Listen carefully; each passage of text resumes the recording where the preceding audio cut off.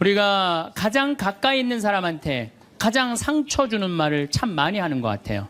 여성은 참 신비한 존재. 여자는요, 생리를 하고 난 다음에 1일부터 18일까지 점점 기분이 좋아진대요. 18일서부터 21일 사이까지는 기분이 최고래, 최고. 근데 21일부터 기분이 나빠지기 시작해. 생리할 때 되면 완전히 그 여자가 아니야. 원래 생각했던 그 여자가 아니야. 완전히 새로운 완전히 짐승이 하나 나와갖고 이상한 행동을 하는 거예요. 남편이 바람 펴요. 그러면 저도 그랬어요. 참고 살으라고. 좀만 참으면 죽으니까 그냥. 죽으니까 참고 살라고 그랬어요. 그 옛날엔 더 했죠.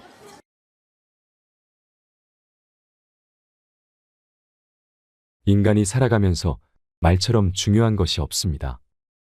한 집에 사는 식구라 해도 말이 안 통하면 남남처럼 지내기 마련입니다. 사회에서도 말이 안 통하면 힘 있는 자들의 독재로 흘러갑니다. 국제관계에서는 말이 안 통하면 전쟁이 일어나기도 하지요. 정치인들이 입버릇처럼 말하는 소통은 다름 아닌 서로 말이 통하게 하자는 뜻입니다. 사람은 말 한마디에 인생이 바뀌기도 합니다. 박지성 선수는 수원공고 시절부터 축구 실력이 뛰어났지만 프로축구팀은 물론 대학에서도 그의 가치를 알아보지 못했다고 합니다. 당시 명지대 축구 감독은 박지성의 진가를 알아보고 선발하려고 했지만 축구팀 정원이 다 차서 할 수가 없었습니다. 박지성 선수는 어쩔 수 없이 명지대 테니스학과 정원을 빌려 입학했습니다. 그 후 박 선수는 히딩크 감독을 만나 제2의 인생을 살게 됩니다. 프로 선수도 아니고 유망주도 아니었던 박 선수를 뽑았던 히딩크는 비난 여론을 감내해야 했습니다. 미국 골든컵에서 부상을 입고 좌절하고 있던 박 선수에게 히딩크는 통역을 통해 한마디 건넵니다. 당신은 훌륭한 선수가 될 자질이 있다. 박지성 선수는 자서전에서 일본의 칭찬이 자신의 인생을 바꿔놓았다고 고백했습니다. 그때부터 자신 있게 모든 경기에 임했던 박지성 선수는 세계적 축구 명문 구단인 영국 맨체스터 유나이티드에서 뛸 만큼 세계적 축구 선수가 됐습니다. 말과 말하는 사람에는 등급이 있습니다. 생명을 살리는 말씀을 하는 사람이 있는가 하면 좋은 열매를 맺는 말씨를 뿌리는 사람, 기분을 나쁘게 하는 말투를 가진 사람이 있습니다. 자살을 결심한 천주교 신자 한 명이 죽기 전 마지막으로 미사에 참례하러 성당에 갔다고 합니다. 그날따라 신부님 강론 말씀이 위로와 용기를 줬답니다. 결국 마음을 바꿔 성당을 나오면서 열심히 살아보기로 했습니다. 이것이 바로 생명을 살리는 말씀입니다. 마틴 루터 킹 목사는 1960년 흑인에게 투표권이 주어지지 않았을 때 I have a dream이라는 연설로 많은 흑인의 가슴에 희망을 심어줬습니다. 나는 피부 색깔로 사람이 평가받지 않고 그 사람의 인격에 의해서 평가받는 세상이 오기를 꿈꾸고 있습니다. 그 유명한 연설은 오늘날 미국 사회가 흑인 대통령을 선출하는 역사로까지 발전하는데 큰 몫을 한 말이 됐습니다. 말을 가장 험하게 쓰는 관계는 가족 간입니다. 특히 자식이 부모 뜻대로 되지 않을 말을 함부로 하는 경우가 많습니다. 공부를 못하면 죄인으로 여기는 대한민국 자식들에게 좋은 말로 격려해주는 부모가 얼마나 있을까요? 용기를 북돋워주는 말을 들으면서 자란 청소년들은 어디서나 당당하게 살아갈 자신감을 얻습니다. 특히 어린아이에게 무심코 뿌린 말씨는 그 아이 인생을 결정하기도 합니다. 2009년 한 방송사에서 한글날을 맞아 재미난 실험을 방송한 적이 있습니다. 밥을 지어서 한쪽에는 아나운서들이 고마워, 사랑해, 보고 싶었어 같은 긍정적 말을 하게 하고 다른 한쪽에는 꼴 보기 싫어, 쳐다보기도 싫어라는 부정적 말을 하도록 했습니다. 한 달이 지나자 놀라운 일이 벌어졌습니다. 좋은 말을 한 밥에는 향기가 나는 하얀 누룩이 핀 반면 부정적 말을 한 밥은 새카맣게 썩어버렸습니다. 하다못해 밥도 말 한마디에 이처럼 반응하는데 사람은 어떨까요? 현대인들은 입만 열면 힘들어 죽겠다, 이렇게 사느니 죽는 게 낫다는 말들을 많이 합니다. 살아가는 일이 얼마나 큰 축복인지 모르는 채 복을 날려버리는 말 한마디가 될 수 있습니다. 좋은 말에는 복이 따라오게 돼 있습니다. 사람 운명까지도 갈릴 수 있는 말 한마디에 복을 담을 수 있기를 바라며 황창현 신부님의 행복 특강을 듣겠습니다. 영상이 마음에 드신다면 구독과 좋아요, 알림 설정 부탁드립니다. 우리가 가장 가까이 있는 사람한테 가장 상처 주는 말을 참 많이 하는 것 같아요. 그래서 여러분들 부부끼리 서로 기분 나쁠 때가 있어요. 그럴 때 이렇게 뭐 감정적으로 생각하거나 극단적으로 생각할 필요가 없을 것 같아요. 왜 그렇게 생각하실 필요가 없느냐면 지금 종자가 다른 종자가 이상한 행동을 하고 있다. 이렇게 생각하면 좀 마음이 좀 편안해요. 저 사람이 날 미워해서 그러는 게 아니다. 더욱이 여성이라는 이 성은 제가 남성이기 때문에 그런 걸 많이 느껴요. 여성은 참 신비한 존재. 여자는요, 생리를 하고 난 다음에 1일부터 18일까지 점점 기분이 좋아진대요. 18일서부터 21일 사이까지는 기분이 최고래요, 최고. 근데 21일부터 기분이 나빠지기 시작해. 생리할 때 되면 완전히 그 여자가 아니야. 원래 생각했던 그 여자가 아니야. 완전히 새로운 완전히 짐승이 하나 나와갖고 이상한 행동을 하는 거예요. 그러니까 여자는 기분이 좋고 나쁘고 너무 분명해요.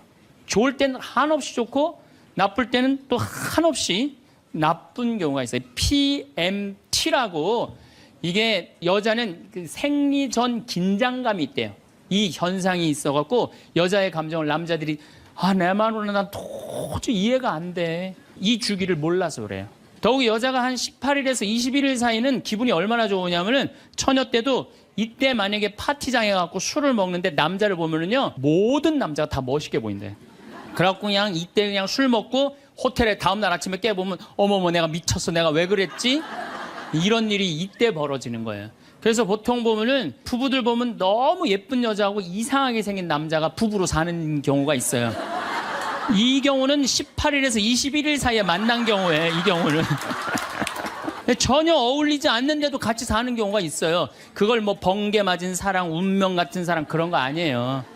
그런데 이게 결혼할 때만 이런 현상이 일어나는 게 결혼하고도 계속 이 주기가 반복되는 거예요. 그러니까 남자들도 이걸 이해를 못하니까 답답한 거. 저 여자가 왜 저러나. 느닷없이 왜 신경질을 부리지? 또 느닷없이 너무너무 잘하고. 이런 주기, 본인들도 아마 그런 주기에 대한 인식이 있으실 거예요. 인간이라는 게 그렇게 복잡한 것 같아. 근데 옛날에는 이렇게 복잡해도 몰라도 됐어요. 그냥 참고 살고 그냥 견디고 살고 성당에서 십자가 생각하고 참으라고 그러면은 그냥 참고. 제가 20년 전만 해도 뭐 신부님 남편이 때려요, 남편이 바람 펴요 그러면 저도 그랬어요. 참고 살으라고. 좀만 참으면 죽으니까 그냥 죽으니까 참고 살라고 그랬어요. 그 옛날엔 더 했죠. 그 옛날에는 뭐 100년 전, 200년 전에는 참고 살면 둘 중에 하나 아무나 빨리 죽으니까 그냥. 근데 요즘은요 한 3, 40살 된 사람이 남편이 때려요, 바람 펴요, 빚만 만들어놔 이러면요 참고 살라고 얘기하기가 참 두려워요. 왜냐하면 참고 100년을 더 살아야 되는데 그거는 또 다른 형벌이거든요. 여러분들도 이제는 남자라는 이 동물을, 짐승을, 종자를 이해를 하셔야 돼요. 남편을 이해하라는 게 아니에요. 남자가 생겨먹은 게 어떻고 또 여기 있는 우리 형제님들은 여자가 생겨먹은 게 그러면 훨씬 좀 덜 싸울 거예요. 덜 크크크 치치치 카카카 된다니까. 그런데 이제 부부끼리도 서로에 대한 이해가 필요하지만은 여러분들 자녀에 대한 이해가 필요합니다. 자녀를 이해하셔야 돼요. 그리고 자녀하고 대화를 해야 돼요. 자녀하고 대화를 해야 되는데 우리나라 엄마들은 참 편안하게 교육해요. 딱 한마디만 하면 되니까 공부해. 이건 절대 교육이 아니에요. 작년 3월 13일 날 고등학교 3학년 남자아이가 엄마를 죽였어요. 목으로 칼을 찔러서. 그런데 얘가 전국 4천등 하는 아이였대요. 모의고사에. 근데 엄마는 전국 1등 하라고 그래요. 전국 1등. 나는 전교 1등은 들어봤어도 전국 1등은 처음 들어봤어요. 전국. 자식한테 전국 1등 하라고 강요한 엄마는 처음 들어봤어요. 근데 얘는 전국 4천등이면요 서울대 들어가요. 왜냐면 1년 서울대 4,000명 정도 뽑거든요. 4,000명 정도 뽑으면 뭐 카이스트, 경찰대 뭐 이런 데 다 빠지면은요 서울대 들어가고도 남아요. 그런데 얘는 전국 63등으로 고친 거야. 63등인지 62등인지. 내가 고등학교 때 반에서 받은 등수야 이거야. 고등학교. 그런데 엄마가 이 성적표를 받아보고 아이를 야구방망이 골프채로 8시간을 두들겨 팼다는 거예요. 엄마가 전국 1등 하라고 그랬더니 왜 전국 62등 하느냐. 근데 3월 14일이 무슨 날이냐면 학부용 진학 상담하는 날이야. 얘는 전국 62등도 8시간 두들겨 맞았는데 전국 4,000등 걸리면은 나는 죽는다. 그래갖고 엄마를 미리 죽인 거예요. 나는 얘는 엄마를 죽였다고 생각하지 않아요. 시험 감독관을 죽인 거예요. 시험 감독관을. 근데 우리는 자녀들한테 왜 공부해야 되는지, 인생에 대한 철학, 삶의 진리 이런 얘기 전혀 하지 않아요. 그냥 무조건 공부하라. 무조건 공부하라 그래. 그러니까 애들이 왜 공부해야 되는지도 모르고 부모가 하라고 그러니까 지겨워도 하는 거예요. 그러니까 부모가 지겨운 거예요. 부모가 지겹고 부모하고 말을 섞기 싫고. 여러분들 맨날 초등학교 이제 한 5학년만 되면은 남편이 맨날 술 먹고 들어와. 남편이 요즘 경기가 안 좋아갖고 400만 원을 버는데 150만 원밖에 못 벌어. 그래갖고 남편이 걱정이 돼갖고 맨날 술을 먹고 들어와요. 그러면은 아내가 한다는 소리가 그래요. 지겨워 죽겠어. 뭐하러 나하고 결혼했어. 술하고 결혼하지. 내가 이혼을 하든가 말든가 해야지. 아빠는 맨날 술 먹고 들어오고. 초등학교 5학년만 되면은 여자의 초등학교 5학년 애들 눈치가 빨라요. 아, 우리 집이 지금 심각하구나. 엄마 아빠가 곧 이혼하면 나는 엄마하고 살아야 될까 아빠하고 살아야 될까 고민해요. 아빠가 밤 10시에 술이 취해갖고 들어왔어. 그래도 딸이라고 아빠 오셨어요? 아빠가 한다는 소리가 우리 딸 이리 와. 아빠가 안아줄게. 걱정하지 말고 넌 들어가서 공부해. 이 아빠가 다 알아서 할게. 아니 엄마는 이혼한다는데 뭘 다 알아서 한다는 거야. 근데 엄마는 지겨워 죽겠어. 내가 이혼하든지 말든지 이런 소리 하면요. 얘는 마음 잡고 공부 못합니다. 공부하란다고 공부하는 게 아니거든요. 정말 지혜로운 엄마는 어떤 엄마인 줄 알아요? 남편 술 취해갖고 들어오면은 방에다 뉘어놓고 근심 어린 얼굴로 쳐다보는 초등학교 5학년 딸아 아빠가 맨날 술 먹고 들어오니까 걱정되지? 엄마 나 걱정돼. 아빠가 왜 저래 조금? 사실은 아빠가 요즘 경제가 좀 어렵잖니. 너도 알다시피 지금 유럽에 그리스 사태 터졌잖아. 그리고 이란 핵무기 때문에 지금 석유값이 자꾸 올라가고 있어. 그리고 미국은 리먼 브라더스 경제 위기가 왔잖아.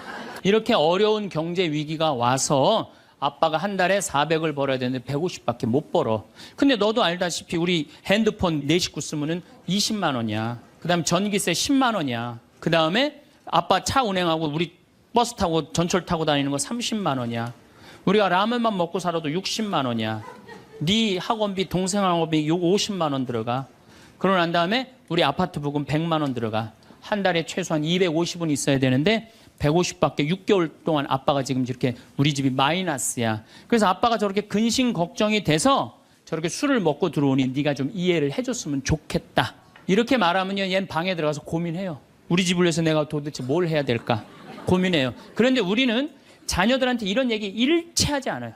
일체하지 않고 너는 들어가서 뭐 하라고 그래?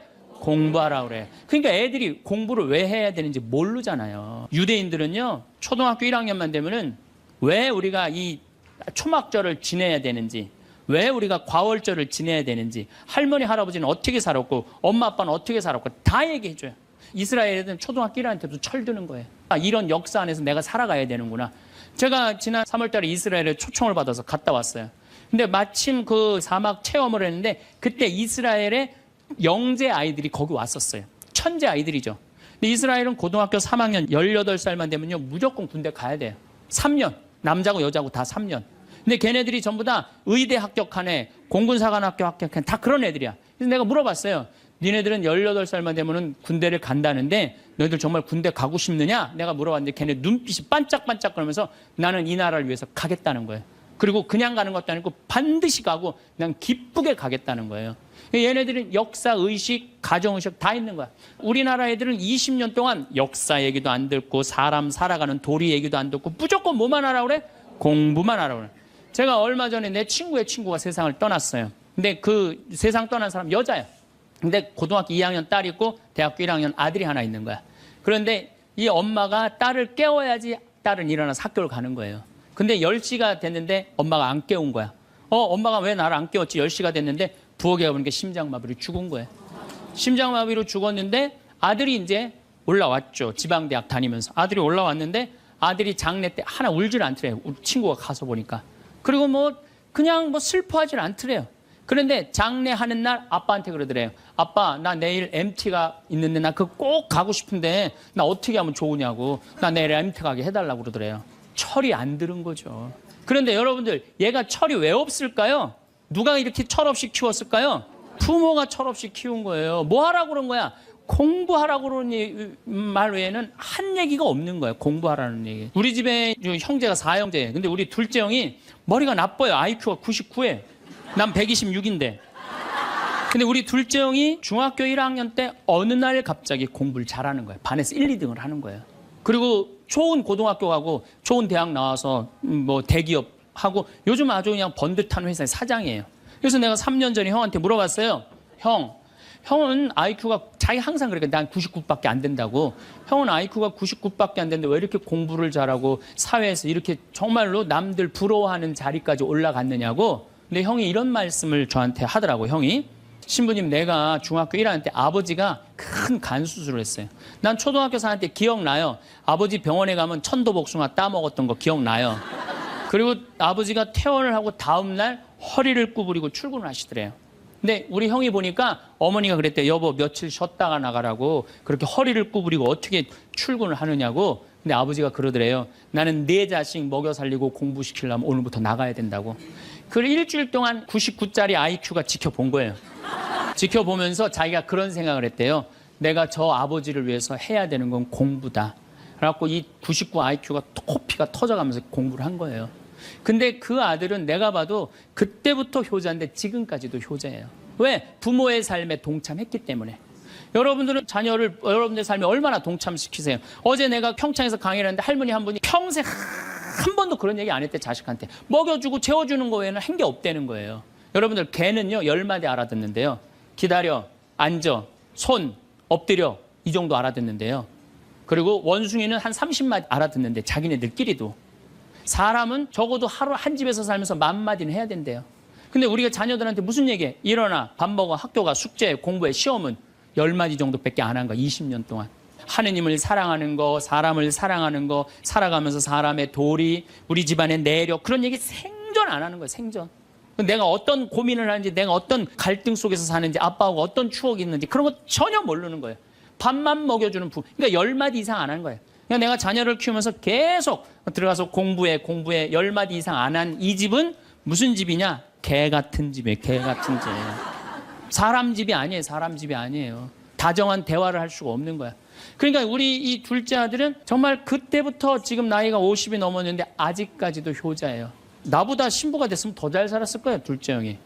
근데 큰형은 이제 우리 어머니 아버지가 이제 휴가를 이제 우리 생태마을 요즘은 이제 거의 못 오시는데 휴가를 오면 이제 누나, 큰아들, 둘째 아들이 돌아가면서 모시고 와요. 근데 이제 뭐 큰아들도 자기도 뭐 조그만 공장을 하는데 바쁘니까 바쁜 와중에 어머니 아버지 모시고 오는 거 아니에요. 오다가 어머니가 아이고 얘야 묵주를 까먹었다 그러면 신경질을 부린대요. 바빠 죽겠는데 어떻게 하라고 그러냐고. 지금 일주일만 손가락으로 하고 오라고 그냥 그런데요. 근데 둘째 아들은 어머니가 평창에 오다 얘야 묵주를 까먹었다 그러면 둘째 아들은 그런데 우리 어머니가 저한테 해준 얘기예요. 어머니 걱정하지 마세요. 톨게이트 앞에서도 그런데 어머니 걱정하지 마세요. 차 돌리면 되죠 뭐. 그리고 그 차를 돌려갖고 30분 동안 집에 가서 그 묵주를 찾아서 모셔다 드린다는 거예요. 그러니까 부모가 불편한 게 싫은 거야. 왜? 이 자식은 중학교 1학년 때부터 누구의 삶에 동참한 거야? 부모의 삶에 동참한 거야. 여러분들은 자녀들을 언제부터 삶에 동참시켰어요? 부모가 속이 썩는지 아빠가 힘든지 고통스러운지 그런 건 하나도 얘기 안 하잖아요. 그리고 너는 뭐만 하면 돼? 공부만 하면 되는 거야. 저는 요즘 우리 사회가 지금 굉장히 거칠다 그래요. 왕따, 그다음에 학원 폭력, 성폭력, 충격적인 사건들이 많이 벌어지잖아요. 내가 보기에는 이거는 다 집안에서 말이 안 통해서 그래. 부모가 진리를 애들한테 알려줘야 될 거 아니야. 진리를. 그리고 하느님의 사랑도 알려줘야 되고. 근데 그런 얘기 생전 안 하는 거예요. 저는 요즘 무슨 대책 막 낼 때 정말로 한심해요. 그런 대책으로는 해결이 안 돼요. 저는 중학교 때 성당을 이틀 갔어요. 토요일 날, 일요일 날. 뭐 이틀 간 게 아니라 6일이면 6일 다 갔죠. 7일이면 7일 다 갔어요, 성당. 매일 가서 성당 살았어요.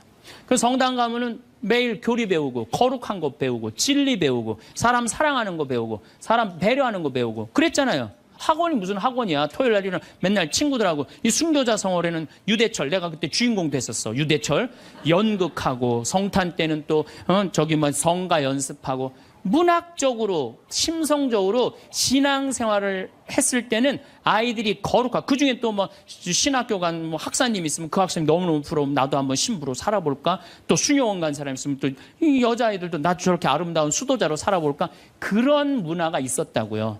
근데 우리 천주교만 그런 게 아니라 자라보면 교회 다니는 애들, 절에 다니는 애들 다 그렇게 자랐어요. 그러니까 심성이 예쁘게 자라는 거죠. 근데 요즘 애들은 뭐만 해요? 공부만 해요. 근데 심성이 예쁘게 자랄 수가 없는 거예요. 아무리 대책을 발표해봐요. 소용이 없는 거예요. 그래서 나는 진짜 똑똑한 정치인이라면은 토요일 날, 일요일 날 신앙생활 하게 해야 돼요. 똑똑한 정치인들이라면. 그 문화생활 하게 해야 돼, 애들이. 절대 공부를 하면 안 돼요. 토요일 날, 일요일 날은. 그렇게 잘하면은 우리 사회가 굉장히 건강해지고 거룩해지고 진리가 충만한 나라가 될 거예요. 공부한다고 되는 일이 아니에요. 공부한다고. 그러니까 자식들하고 대화를 하려고 해도 대화를 해본 적이 있어야지 대화를 할 거 아니야. 공부하라는 말 외에는 해본 적이 없는데. 그래서 엄마 명동에 어때? 좋았어? 좋았어. 어떻게 좋았어? 그냥 좋았어. 넌 들어가서 빨리 공부해. 자, 그렇다면은 내가 어떻게 하면 대화를 잘할 수 있을까? 말을 잘할 수 있을까? 첫 번째, 들어라. 우리가 이게 부족해요. 듣는 게 부족해. 우리나라 사람들이 듣는 게 부족해. 제가 평택에서 본당 신부할 때 교우가 한 5,000명 됐었어요. 본당 신부 혼자 하는데 하루에 고해성사를 200명, 300명이 보는 거예요. 너무너무 힘든 거야. 그러니까 내가 주일날 막 교우들이 1분 이상 고해를 하면 막 신경질이 나는 거야. 그러니까 할머니들이 그냥 신부님 내가 6.25 때 시집 와갖고 그냥 독자 집에 시집을 왔는데 아들을 하나 낳았어요. 아들을 하나 낳았는데 그놈이 독자라고 내가 너무 오냐 해서 키우다 보니까 이놈을 장가를 보냈는데 이놈이 이혼을 해갖고 손자를 나한테 맡겨갖고 내가 지난주에 그 손자 찾으러 다니느냐고 주일미사를 빠졌어요. 아, 주일미사 빠졌는데 왜 6.25 전쟁부터 시작을 해. 그래서 내가 교우들한테 항상 교육할 때 죄는 간단히 죄 진 것만 얘기해라. 과정은 설명하지 말고. 그러니까 참 교우들도 결론만 얘기하는 게 참 답답할 거 아니야. 고해소에서 그 답답한 속을 털어놔야 되는데 신부님은 막 200명, 300명 줄은 기다리고 있고. 근데 내가 능평이라는 데 본당 신부를 딱 갔는데 교우가 500명이야. 딱 10분의 1이야. 고해소에 들어가고 성물돌 끝났는데도 들어오는 사람이 아무도 없는 거야. 너무 심심한 거예요. 그래갖고 이제 고해소에 딱 들어오면 너무 반가운 거예요. 그래갖고 신부님 저 시어머니를 미워했어요. 그럼 평택에서는 4계명 부모에게 효도하라고 그랬는데 미워하면 안 된다. 예수님이 십자가 생각하고 시어머니한테 잘해라. 딱 간단해. 그렇게 했는데 능평에서는 이 자매 나가면 이제 아무도 안 들어오니까 왜 시어머니를 미워하는데요? 아이 뭐 내가 시집을 왔더니 그냥 손자하고 그냥 고모하고 그냥 남편만 하고 나는 그냥 완전히 식모 취급하고 친정에도 못 가게 하고 아유 그러면 안 되지. 그 시어머니 며느리한테 밥 얻어먹으면서 정신 나간 시어머니네. 그러면은 그 자매가 신이 나는 거지. 신이 그것뿐만 아니라 내가 혼수 살림 얼마나 구박을 많이 받았는지 몰라요. 그러면은 내가 이제 아유 정말 늙으면 그거 정말 다 그래. 하여튼 자매님 참 그런 집에서 힘들게 산다. 그러면 막 눈물 콧물 흘려가면서 시어머니 욕을 바가지로 해요. 그러면서 자매가 신부님 이렇게 시어머니 욕해도 되느냐고 걱정하지 말라고. 여긴 비밀이 지켜지는 데니까 걱정하지 말라고. 한 20분 정도 막 시컷 시어머니 욕하면은요. 대부분의 며느리들이 뭐라고 그러냐면 신부님 꼭 시어머니가 있어서 불편한 것만은 아니에요. 시어머니가 애도 봐주고 반찬도 이런 거 저런 거 해줄 때는 난 너무너무 좋아요. 아 그런 것도 있어요. 예. 신부님 이번 사순절을 맞이해서 내가 우리 성가정 만들려니까 내가 시어머니한테 내가 잘할게요. 아유 뭐 잘하면 좋죠. 반찬도 맛있게 하고 한 번 더 웃으면서 얘기할게. 아유 훌륭하십니다. 나는 한 게 아무것도 없어. 아유 그러느냐고. 그러면 자기가 고해하고 자기가 훈화하고 자기가 보속하고 자기 결심까지 다 하기가 나가. 말은요 들어주기만 하면 돼요. 여러분들 친구들하고 뭐 좀 상담할 때 지적질할 필요 하나 없어요. 나이 50, 60 넘어갖고 너 그러니까 네가 그 꼴로 사는 거야. 그러면 그 자기 속 얘기하는 사람이 너 그러니까 그 꼴로 사는 거야. 그럴 때 아유 맞아 내가 그래서 내가 이 꼴로 사나 보다. 그럴 것 같아. 기분 나빠할 것 같아요. 당연히 기분 나빠하죠. 당연히. 우리 집에 많은 그 중고등학교 학교 다니기 싫어하는 애들을 데리고 와요. 요즘 내가 바빠서 거의 상담을 못 하는데 데리고 오면은 얘가 학교를 안 간다는 거예요. 중학교 2학년, 3학년 애가 학교를 관두겠다는 거예요. 그러면 내가 많은 경우 상담을 하면은 거의 90%는 그랬던 것 같아요. 너 학교 많이 다니기 싫으니? 네, 다니기 싫어. 그럼 관둬. 뭐 다니기 힘들고. 아, 신부님한테 다니라고 설득하러 데리고 왔는데 신부님이 뭐라 그래? 나는 이제 그렇게 마음 먹고 애가 오는 거예요. 저 엄마가 날 저기까지 데려간 거는 나를 학교를 다시 다니게 설득을 시키려고 저 신부를 만나게 해주는구나. 근데 내가 관둬. 뭐하러 다녀? 내가 엄마한테 자세히 얘기해 줄 테니까 너 관둬. 근데 왜 다니기 싫은데 이유가 뭐야? 그럼 공부도 따라가기 힘들어. 그래 맞아. 한번 따라지면 그거 못 따라가. 너 있잖아. 너는 머리로 살 놈이 아니라 내가 보기엔 몸으로 살 놈이다 너. 너 우리 생태마을에 와갖고 농사나 져라. 그러면 이제 자기 친구 얘기, 부모한테 섭섭한 얘기 다 해요. 그럼 아, 얼마나 힘들었겠니. 수업 시간에 조는 이유가 있지. 이해를 해야지 알아서 볼 거 아니야. 이해도 안 되는데 눈 뜨고 쳐다보고 있는 거 쉽지 않지. 호심이 그거 어떻게 알았냐. 다 내가 옛날에 해봐서 알아.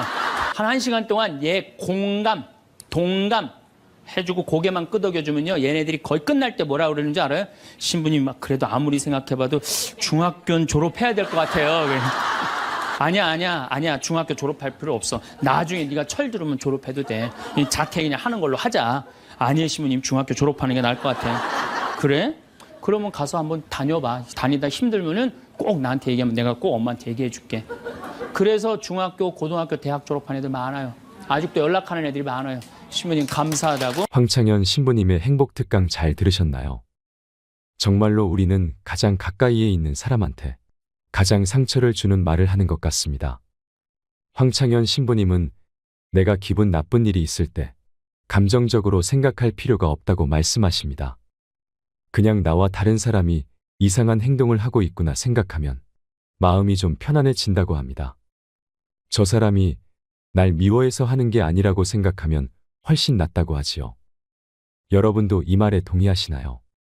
생각보다 인간이라는 게 그렇게 복잡하지는 않습니다. 황창현 신부님께서는 이해 없이 무조건 참고만 살면, 특히 몇십 년을 더 참고 살아야 한다면 더 큰 형벌이기에 이제부터라도 남자와 여자의 종자를 이해하는 것이 중요하다고 하십니다. 그러면 훨씬 덜 싸울 수 있습니다. 여러분 오늘도 행복하셨으면 좋겠습니다.